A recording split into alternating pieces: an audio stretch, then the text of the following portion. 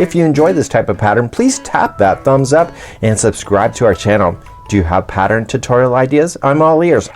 And welcome back to the Crochet Crowd. So my friends over at yarnspirations.com. I'm your host Mikey. Today we're going to work on the Textured Blocks Dishcloth. This came in as a request, so if you have any requests on YouTube, please make sure you leave those in the comments. I do actually pay attention to those, and if it's something simple that I can be able to do quickly, I'm pretty open to doing that. So what this is suggesting is Red Heart Scrubby Smoothie. I don't have that in stock, so what I did have is Lily Sugar and Cream yarn, just like you see here. And so I pounded this out actually really quite fast. I was watching Harry Potter the Philosopher's Stone last night, and I was actually able to get it done just within the first few scenes of the actual movie. So it's really nice. I love the texture on this. It's a lot easier than it appears, and it also has some raised areas so that if you are scrubbing your dishes, you'll be able to get all that crud off your dishes. So we're going to be doing that. I'm going to recommend, if you're going to substitute the hook with a 5mm size H crochet hook, and I'm also going to suggest a change in the pattern, and you can decide if this is going to be something that you would like to do. So without further ado, let's grab our hook and yarn now and let's begin to play. Just for tutorial reasons, I am using some other yarn just to get yourself started, and then I'm going to bring you back to the other project and we'll finish the other project on camera. Let's begin. So let's begin by starting off with the slip knot. And what we want to do is that we want to chain 25. So leave a bit of a tail in there so that you can use that to secure the tail in at the end, and just chain 25. So just go 1, 2, 3, 4 and 5 and go all the way to 25 and meet me back here in just a moment. Once you have your 25 done, I want you to now do row number 1. We're going to single crochet second chain from the hook. So just count it back. So 1 and 2, that's right there. I recommend in getting the back hump of the chain, it'll look nicer. And if you don't want to do that, that's up to you, but it's a personal preference that I have. It looks nicer to my point of view. So starting with the back hump of the chain, second chain back, I want you to single crochet all the way across your chain. So please do that and meet me back here in just a moment, and we'll start row number 2 when I get back. So I'm now coming to the end of the chain, and I'm going right into the last one and single crochet. Let's turn our work, and now let's begin row number 2.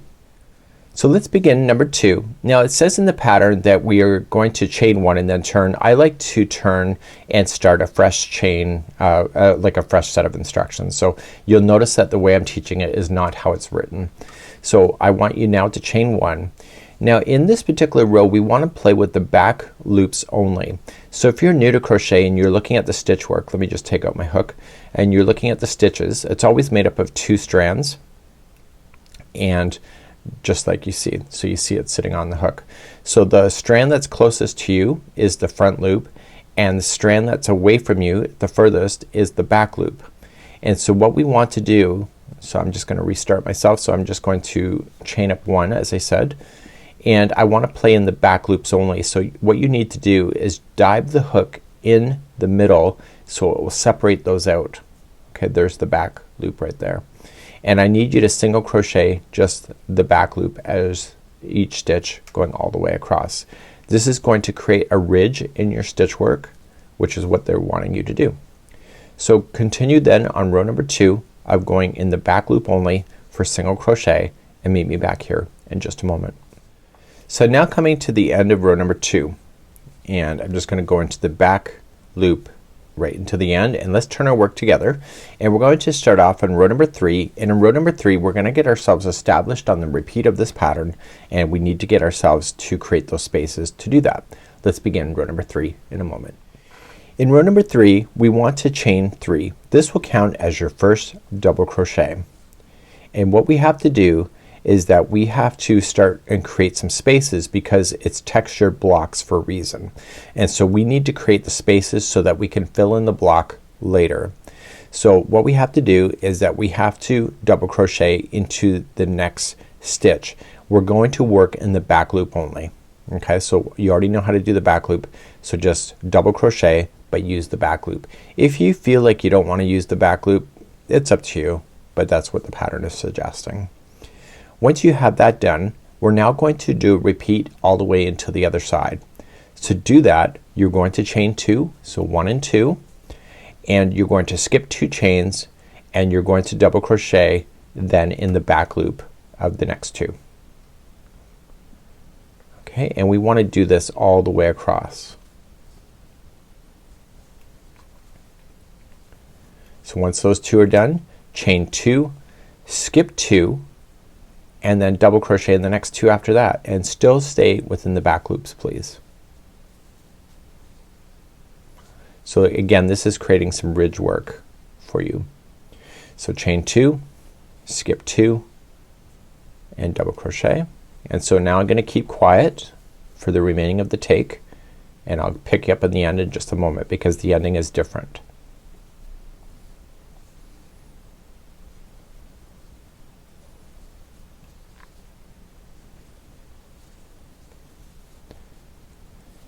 Okay, so we're coming close to the end, so you can see that I am.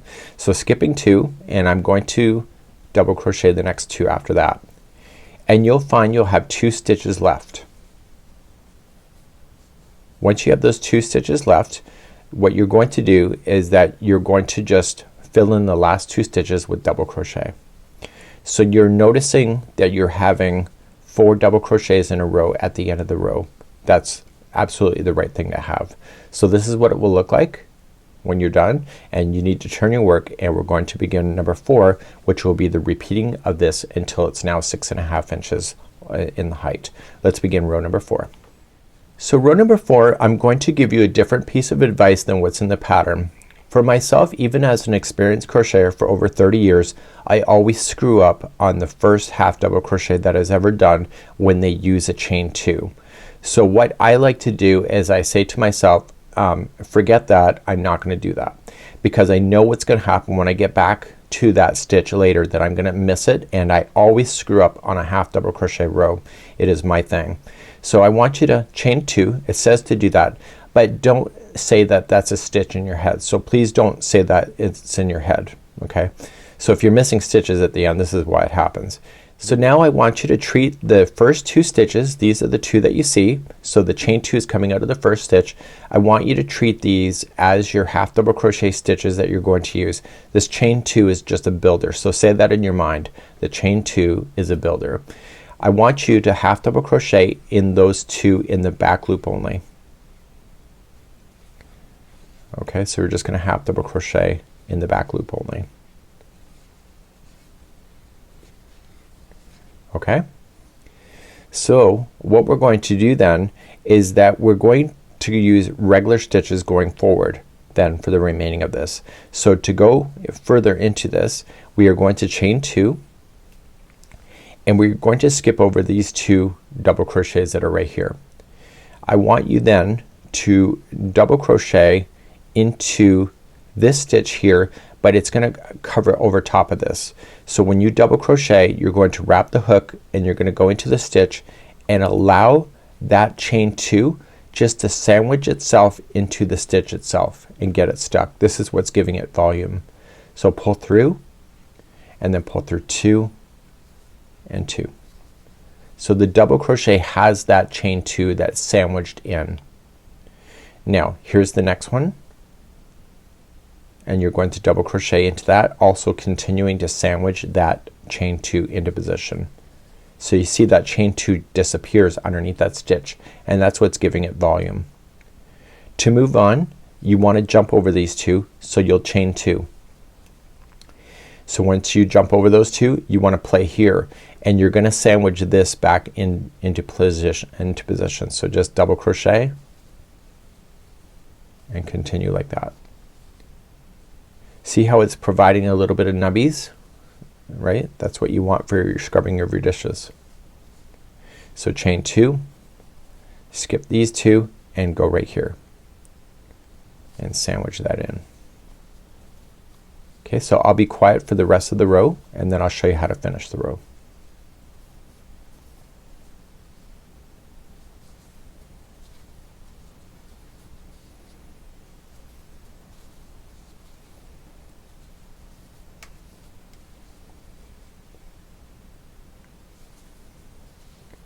So I'm coming close to the end. Okay, and I have 2 stitches left over. I need you to finish those in the back loop only. Okay, just finish those, and I want you just to turn it. So if you don't see the stitch work, it's there. You just may have to turn it so that you can see the top of the stitch, and I want you to half double crochet in the remaining back loops. So there's one, and then you got one more, and go right into the back loop itself, and that will conclude then row number 4. So you're gonna turn your work, and what we're going to do is repeat number 4 over and over and over until you get 6.5 inches tall, and then I'm gonna show you how to finish this thing. So let me show you another repeat of row number 4, which is exactly what I just showed you. So let's do it one more time on camera. So to start number 4 again, you're going to chain 2. So say to yourself, Mikey, that is a builder. So say that. So don't include that as a stitch. You'll get confused. Most people that leave me comments, it's usually half double crochet related. So the first 2 stitches are going to be half double crochet in the back loop only. So just half double crochet in the back loop only for the first 2. So you're only using these back loops on the edge pieces. So the first 2 stitches and then the last 2 stitches. Now we have these 2 stitches right here. Chain 2, and you want to jump over those and come right into this spot right here, and you're gonna use both of the loops. So you just yarn over and going in and sandwich that chain 2 into position so it's stuck underneath the stitch, and it's a double crochet that you're doing that with. And then once that's done, chain 2, jump over these 2, and then come on over here.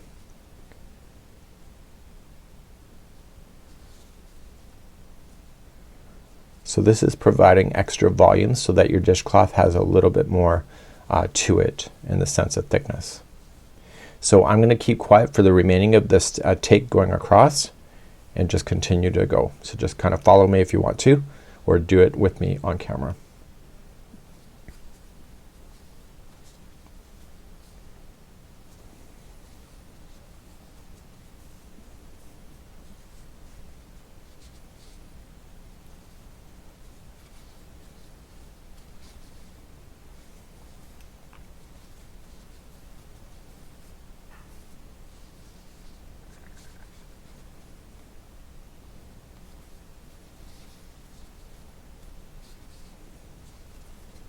Okay, once I'm over there and I got my last 2 stitches left, do you remember how to finish a row?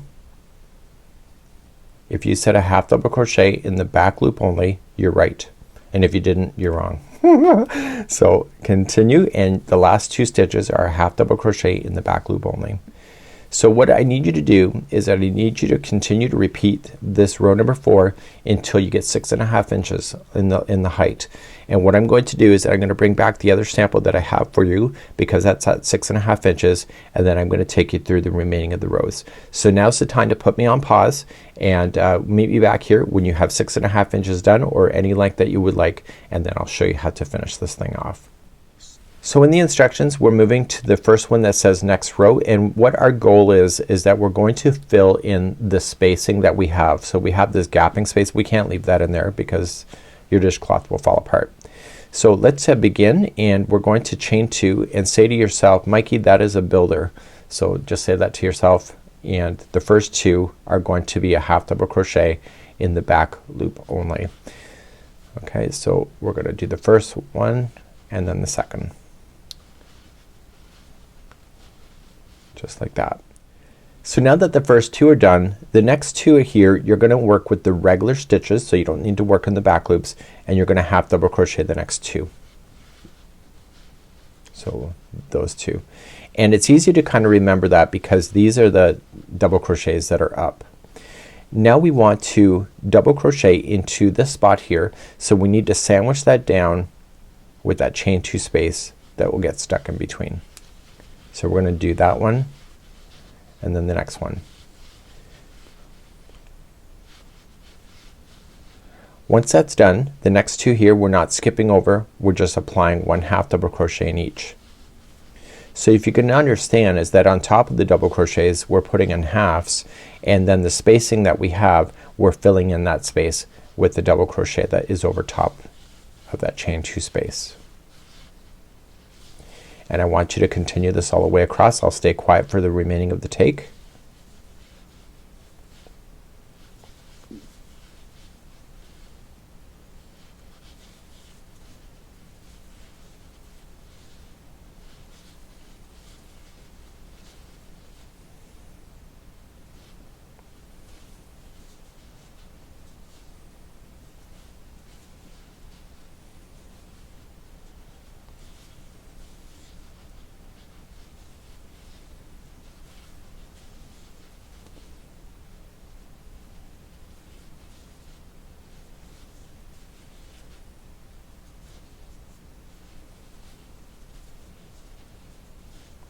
So I'm coming up close to the end, and so the very final 2 stitches are the oddball out. So we're just filling in with what we know.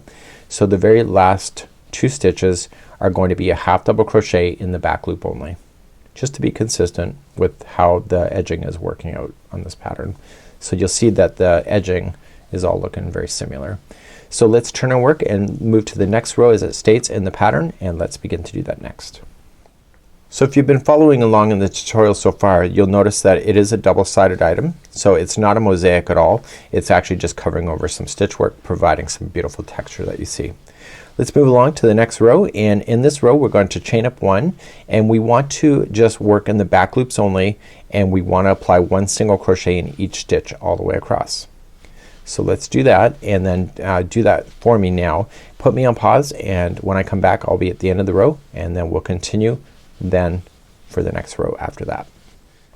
So I'm coming to the last 2 stitches that are left, and we have 1 more row to go, and that'll be the conclusion. And so let's turn our work and let's do the last row together here on camera. So what I need you to do, and this is considered row number 7 in the instructions, we're going to chain 1 and again just apply 1 single crochet in the back loop all the way to the other side. And I will have you do that, and then I'm gonna show you how to weave in your ends using a tapestry needle when I come back. Okay, so just finishing up to the end of the row, this is the end of the story. This is where we'll finish off. There is no border on this thing, but if you would like to apply one, just evenly space out your single crochets using 3 single crochets in a corner to turn. So if you'd like to fasten off, please do so, and you want to make sure that you're going to be playing with this item, so you want to make sure that any loose ends that you have are going to be woven in. Don't use your crochet hook because it'll fall out. So I just turn it to the opposite side that I've been working with, and I want you to throw the yarn through a tapestry needle. Here's the thing, you want to make sure that you can trap this thing in, so just go underneath the stitch work, so stay off the outside of it, and the further that you drag it across, the more chances are to get stuck. And when you drag it across, I want you to separate fibers too. Just don't go between the stitches because things will fall out, right? So just go a nice generous length, and when you pull on the first time, if you pull too tight you're going to change the shape of it. So just kind of pull it back, and now you want to go in the opposite direction through a slightly different path. If you go in the exact same path, you're just gonna pull it out. Okay, so again, go all the way back across. Be generous for this because this is a dishcloth. You are going to be manipulating it, and then going back in the opposite direction a third time. So any kind of loose ends that you have, this is the best way to do it. Some people like to tie knots as well, so that's up to them if they like to do that, and therefore it's been woven in. And so what you would want to do then is that you would want to do that with your starting one as well, just back and forth, and then overall you would have a nice dishcloth that you see here. So this is it for now. I'm your host Mikey from the Crochet Crowd, so it's my friends at yarnspirations.com. We wish you a super day, and please enjoy, and we'll see you again next time. Bye bye.